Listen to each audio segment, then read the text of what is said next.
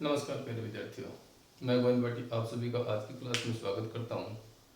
देखिए, हमारा जो चैप्टर चल रहा है साझेदारी का लेखांकन आधारभूत अवधारणाएं, उसी अध्याय को आज हम कंटिन्यू कर रहे हैं और आज की क्लास में हम पढ़ेंगे साझेदारों के पूंजी खाते।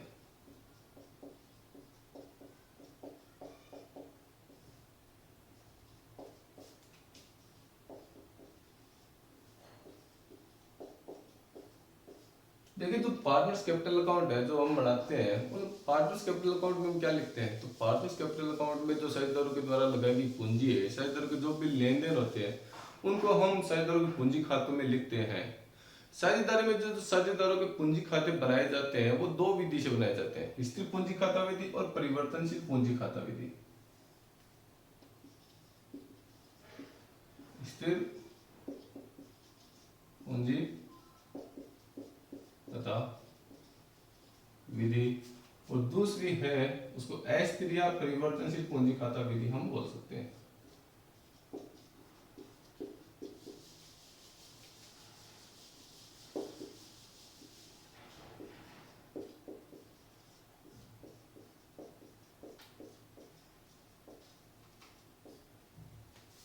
ठीक है, तो जो साझेदारों के द्वारा लेन देन किए जाते हैं, साझेदारों की जो पूंजी का ब्याज है, आरण का ब्याज है, साझेदारों का वेतन है, कमीशन है या उनका जो लाभ और नियोजन खाते का लाभ है, उन सभी का लेखा हम किस में करते हैं? साझेदारों के पूंजी खातों में करते हैं।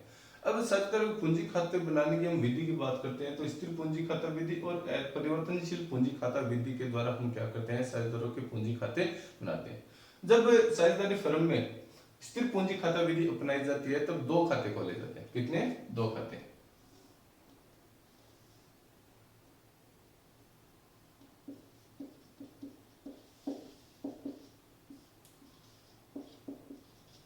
साझेदार पूंजी खाता और साझेदार चालू खाता, यानी पार्टनर्स कैपिटल अकाउंट और पार्टनर्स करंट अकाउंट, दो खाते खोले जाते हैं। कब? जब स्थिर पूंजी खाता विधि अपनाई जाती है। और जब परिवर्तनशील पूंजी खाता विधि अपनाई जाती है साझेदार फर्म में, तो सिर्फ एक ही खाता होता है, साझेदार पूंजी खाता। देखिए, ये क्यों बनाए जाते हैं वो हम बात कर लेते हैं। ये जब स्थिर पूंजी खाता विधि अपनाई जाती है तो ये विधि ये कहती है कि इसमें जो पूंजी होती है वो स्थिर रहती है। जब तक कि अतिरिक्त पूंजी न लगाई जाए या स्थायी आहरण साझेदारों के द्वारा नहीं किया जाए, पूंजी में परिवर्तन नहीं होगा। जो प्रारंभिक पूंजी है वही अंतिम पूंजी रहेगी और जो साझेदारी व्यापार के जो अन्य लेन देन है वो सारे किस में लिखे जाएंगे? साझेदार चालू खाते में लिखे जाएंगे। तो साझेदार पूंजी खाता उसमें सिर्फ किसका लेखा होता है? पूंजी का होता है। ठीक है, और साझेदार चालू खाते में किसका लेखा होता है? अन्य लेन देनों का। अन्य लेन देन कौन से हो सकते हैं? साझेदार का वेतन, कमीशन, आहरण, आहरण पर ब्याज,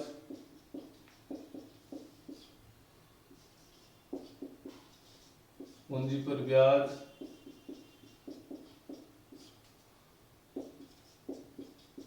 लाभ, हानि, नियोजन खाते के लाभ हानि का लेखा,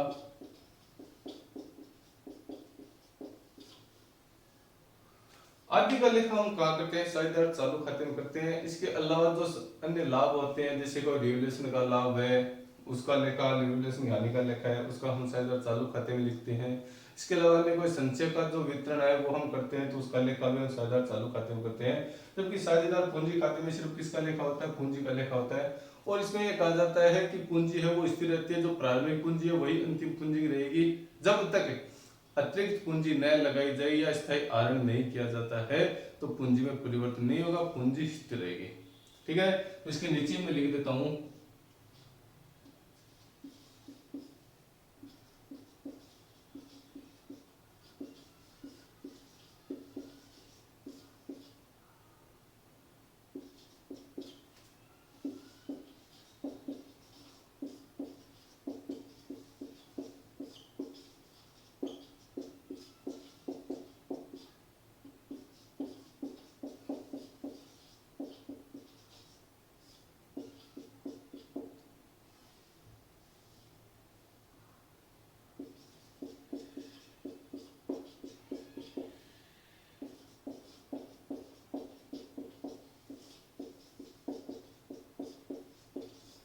देखो इसमें लिखा है मैंने कि जब अतिरिक्त पूंजी या अस्थायी आहरण किया जाता है तब पूंजी शेष में परिवर्तन होता है।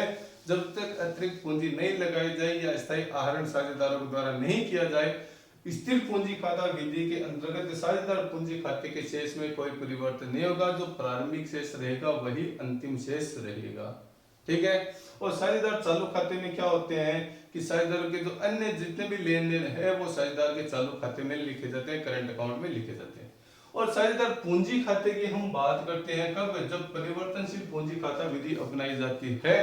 तो जब इन दोनों को हम जोड़ देते हैं, यानी पूंजी भी लिखी जाएगी और साझेदारों के अन्य लेन देन भी लिखे जाते हैं, तो वो सारे के सारे किस में लिखे जाते हैं, साझेदार पूंजी खाते में लिखे जाते हैं।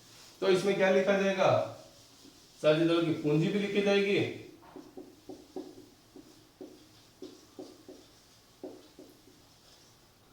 और अन्य लेन देन भी लिखे जाएंगे।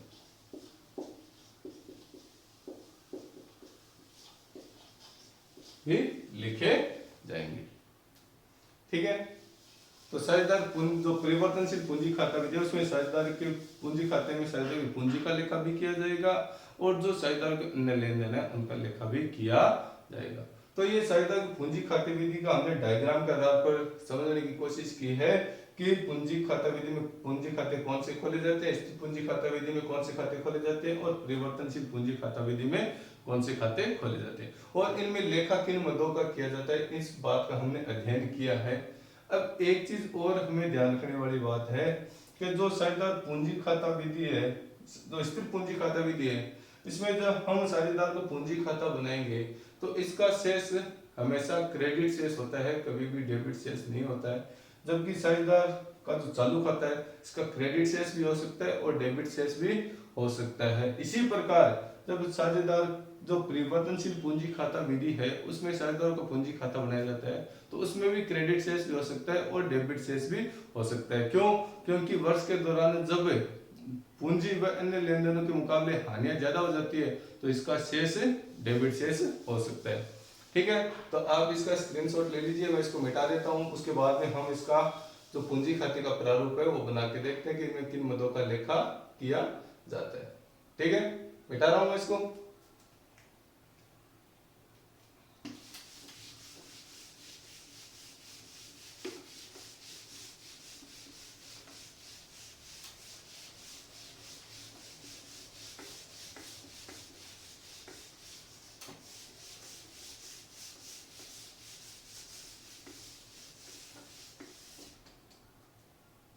देखिए अब इसका प्रारूप हम बना के देख लेते हैं। हमारे पास दो पूंजी विधि है, दोनों पूंजी विधि के हम खाते बना के देख लेते हैं। पहली हमारी विधि है स्थिर पूंजी खाता विधि,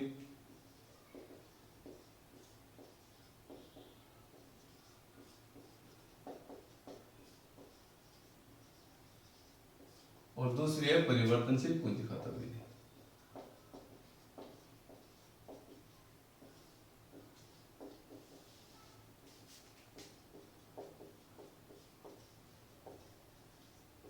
अभी हमने जैसे बात की थी कि स्थिर पूंजी खाता विधि में हम दो खाते बनाते हैं, साझेदार पूंजी खाता और साझेदार चालू खाता, पार्टनर्स करंट अकाउंट और पार्टनर्स कैपिटल अकाउंट। तो सबसे पहले पार्टनर्स कैपिटल अकाउंट के ऊपर हम बात करते हैं।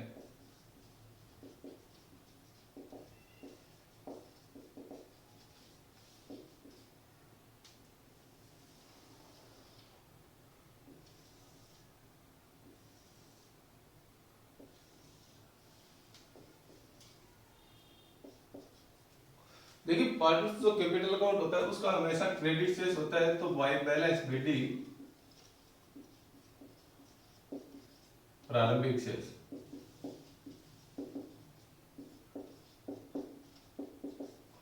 यहाँ लिख देंगे। ठीक है। उसके बाद में अगर कोई अतिरिक्त पूंजी आती है तो उसका लेखा हम बाई साइड में करेंगे, बाई बैंक अकाउंट, अतिरिक्त पूंजी होने पर।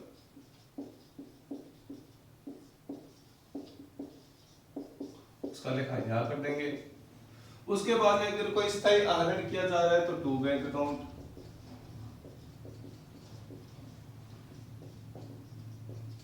स्थायी आहरण होने पर। उसके बाद में अंतिम शेष by balance sheet, to balance sheet.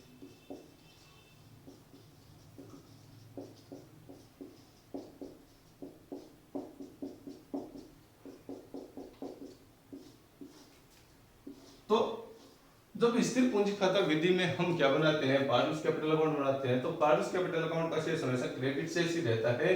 क्यों? क्योंकि इसमें पूंजी है, उससे ज्यादा साझेदार निकाल नहीं सकता, और साझेदारों की जो प्रारंभिक पूंजी है वही अंतिम पूंजी रहती है। जब तक कि अतिरिक्त पूंजी नहीं लगाई जाए या स्थायी आहरण नहीं किया जाए, पूंजी में परिवर्तन नहीं होगा, पूंजी स्थिर रहेगी। अतिरिक्त पूंजी लगाने पर या स्थायी आहरण करने पर ही पूंजी शेष में परिवर्तन होगा, वरना परिवर्तन नहीं होगा। दूसरा, इस विधि में हम बनाते हैं पार्टनर्स करंट अकाउंट। क्या बनाएंगे? Partners current account.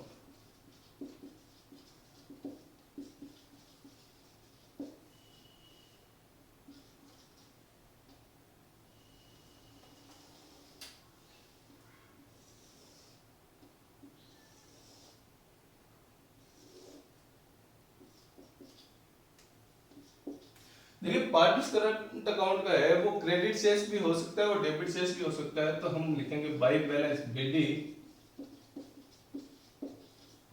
या लिखेंगे प्रारंभिक शेष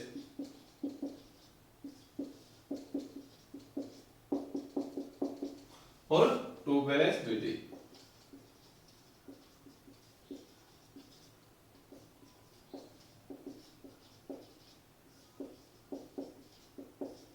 तो करंट अकाउंट का प्रारंभिक शेष है वो डेबिट भी हो सकता है और क्रेडिट भी हो सकता है, जबकि पूंजी खाते का शेष हमेशा क्रेडिट शेष ही होता है।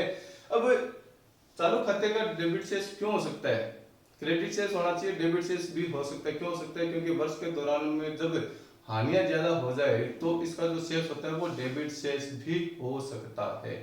ठीक है, तो इसमें कौन कौन सी मदों का हम लेखा करते हैं? तो मदों की हमने बात अभी पीछे कर ली थी। इसमें हम पूंजी पर ब्याज, साझेदारों का वेतन, बोनस, कमीशन, आहरण पर ब्याज आदि का लेखा हम किसमें करते हैं? इसमें पार्टनर्स करंट अकाउंट में करते हैं। तो by salary, commission, by interest on capital, by profit and loss appropriation यदि प्रॉफिट हो तो।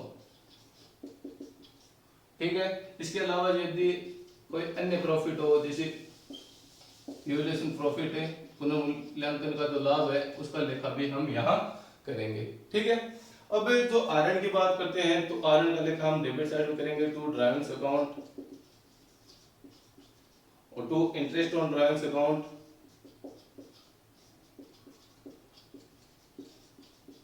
इसके अलावा जो हानियों की बात करते हैं तो प्रॉफिट एंड लॉस एप्रोप्रिएशन की हानि है वो कहाँ लिखेंगे? हम डेबिट साइड में इसका लेखा करेंगे। प्रॉफिट एंड लॉस लाभ हानि नियोजन खाते की हानि है वो हम कहाँ करेंगे? इसके अलावा अन्य कोई रिवैल्यूएशन की हानि है, पुनर्मूल्यांकन की हानि है, तो उसका लेखा भी हम कहाँ करेंगे? डेबिट साइड में करेंगे। ठीक है, इन सब का लेखा करने के बाद में हम इसका शेष निकालेंगे, तो इसका डेबिट शेष भी हो सकता है और क्रेडिट शेष भी हो सकता है। तो हम लिख देंगे यहाँ पर बाई बैलेंस सीडी अंतिम शेष और टू बैलेंस सीडी अंतिम शेष। तो जो करंट अकाउंट है उसका तो शेष है वो क्रेडिट शेष भी हो सकता है और डेबिट शेष भी हो सकता है। कारण है कि जब हानियां ज्यादा हो जाए तो इसका शेष क्या हो जाता है? डेबिट शेष हो जाता है, वरना सामान्यतः इसका शेष हम क्या मान के चलते हैं? क्रेडिट शेष ही होना चाहिए। अब बात करते हैं कि परिवर्तनशील पूंजी खाता विधि में कैसे बनेंगे। तो इन दोनों को जब हम जोड़ देते हैं, पार्टनर्स कैपिटल अकाउंट को और पार्टनर्स करंट अकाउंट को, और दोनों को मिला के जब हम बढ़ाते हैं तो वो कौन सी विधि का बनेगा? परिवर्तनशील पूंजी खाता विधि के अंतर्गत साझेदारों का पूंजी खाता बनेगा। तो हम बनाएंगे यहाँ पर पार्टनर्स कैपिटल अकाउंट।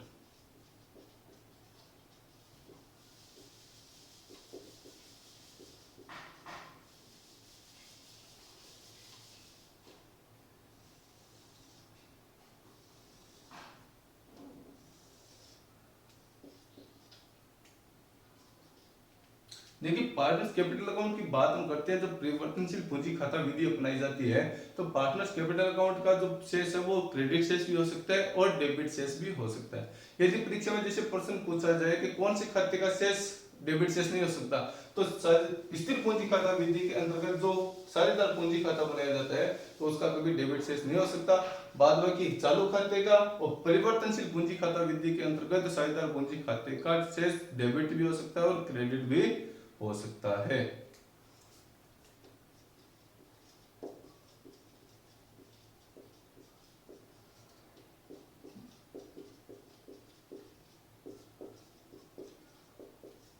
प्रारंभिक शेष,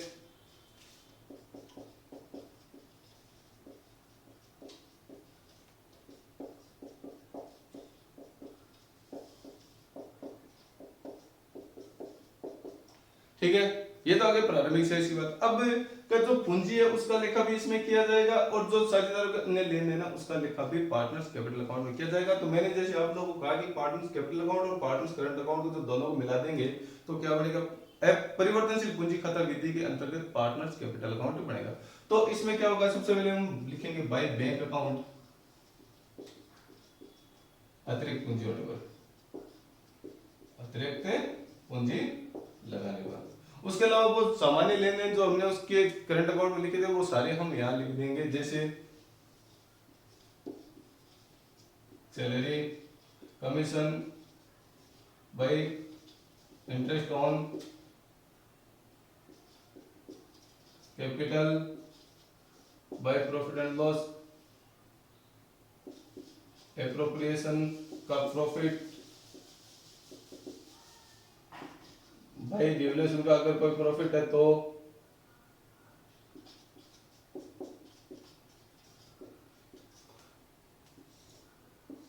इसके अलावा जो अविकृत लाभ व संचय होते हैं उनका जब हम बंटवारा करते हैं, जब साइड में बांटते हैं तो उसका लेखा भी हम क्रेडिट साइड में करते हैं। तो भाई हम इसको भी लिख देते हैं, भाई जनरल रिजर्व है,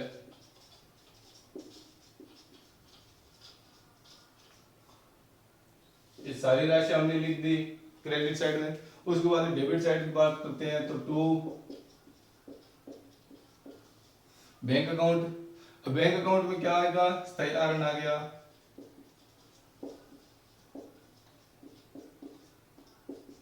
to drawings, to interest on drawings,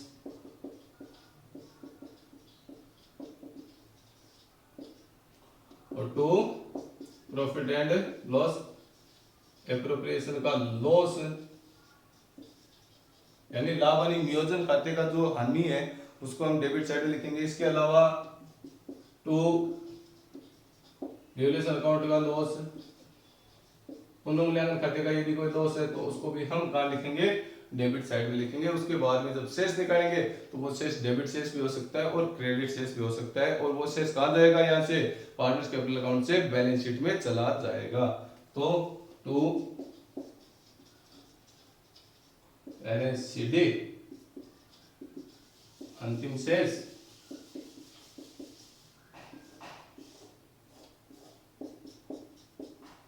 और बाय बैलेंस CD